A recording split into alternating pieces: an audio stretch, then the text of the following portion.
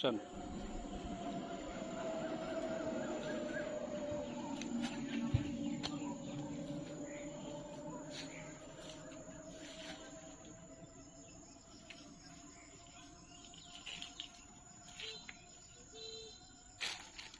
বিনাশ ভাই কি বিষয় শুনে এমনি বিষয় এনো গুরুত্বপূর্ণ একটা জিনিস বিচাইতেছে কি গুরুত্বপূর্ণ জিনিস?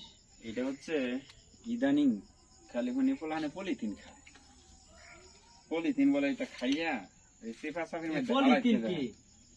পলিথিন এটা বলে যে ইয়ার পলিথিন গুলো যে আছে সাদা সাদা পলিথিন আছে না ওইগুলা ওইটা আবার খায় কি ভাই সাবাইয়া সাবাইয়া খায় নাকি? না এটা কেমনে খায় এটা তো চিন্তা করতেছি। এটা দেখ মানে খুঁজে দেখতেছি জিনিসটা।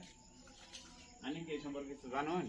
হ্যাঁ রে এটা জানতাম না। মানে ওই ঘাম টাম ভরাইয়া পরে যে এইভাবে হিলাইতে আছে জাতা মাইরা হিলাইতে আছে সেইটা কথা কইতাছি। ও এই তো আইনা বুঝতে পারছো।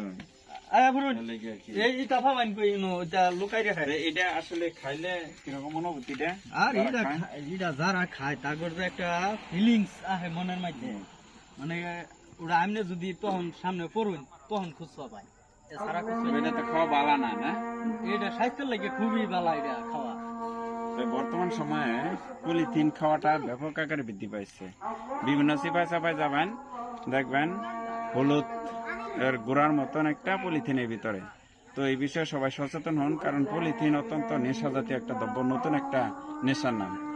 জুতার গাম না কিসের একটা গাম থেকে এটা বানায়, তারপর এটা পলিথিনের ভিতর ভরিয়া তারপর মাথার ভিতর দিয়ে অনেক সময় দেখা গেছে দুমাইকে মারা যায়। তো যারা ভিডিওটি দেখতে পাচ্ছেন অবশ্যই ভিডিওটা শেয়ার করে দিবেন আর যাবতীয় নেশা থেকে দূরে থাকবেন।